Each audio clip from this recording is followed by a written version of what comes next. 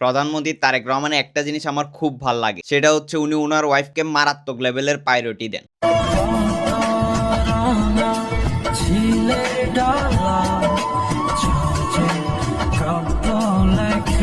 একদম পুকি প্রধানমন্ত্রী তাই না? দিন শেষে ঘরের বই আসল সরকার। এই যে প্রধানমন্ত্রী তারেক রহমান যেখানেই যান সাথে কিন্তু ওয়াইফকে রাখেন। একবার তো দেখলাম বউকে আমার ডক্টর বলে ডাকলেন সবার সামনে, আর আজকে দেখলাম বউয়ের জন্য ছাতা ধরে আছেন। উনি দেশে আসার পর থেকে একটা জিনিস খুব ভালোভাবে দেখতেছি যে উনার কাছে সবার আগে বউ। এই যে বউকে সবসময় প্রায়োরিটি দিচ্ছে, এই ব্যাপারটা আসলে খারাপ কিছু নেই, এটা অবশ্যই ভালো। কারণ দিন শেষে প্রত্যেকটা পুরুষের সফলতার পেছনে নারীর অবদান সবচেয়ে বেশি। মেসি বিশ্বকাপ জেতার পরে সবার আগে তার ওয়াইফকে ভিডিও কল দিছিল, মনে আছে এটা? এদিকে রোনাল্ডোর ইনস্টাগ্রাম টিভিতে তার ফ্যামিলির সাথে ছবি, আরেকদিকে বিরাট কোহলি জয়ের পর সবার আগে অনুষ্কার কাছে যায়। আসলে জেন্টলম্যান তো তারাই যারা ওয়াইফকে প্রায়োরিটি লিস্টে সবার আগে রাখে, তারাই ফ্যামিলি ম্যান হয়। আমাদের দেশে অনেকেরই ধারণা বউকে কেয়ার করলে বোধহয় মান সম্মান চলে যায়, তাই তারা পাবলিক প্লেসে বউকে সবসময় দূরে দূরে রাখে। কারণ আবার যদি মানুষ বউ পাগল বলে ফেলে, বিশ্বাস করেন এটা সবচেয়ে ভুল ধারণা, ভুল চিন্তা। তাদের আসলে আমাদের প্রধানমন্ত্রী থেকে শেখা উচিত বউকে কিভাবে কেয়ার করতে হয়, ভালোবাসতে হয়, সম্মান দিতে হয়, আর বউয়ের সামনে পুকি সাজতে হয়। বউকে প্রায়োরিটি দিবেন, কেয়ার করবেন, রেসপেক্ট করবেন, দেখবেন দিন শেষে আপনার সংসার জীবন সুন্দর হবে। মানে এক কথায় বউ ভক্ত হবেন। মানুষ যা ইচ্ছা বলুক, আপনি তো আর তাদের সাথে সংসার করবেন না,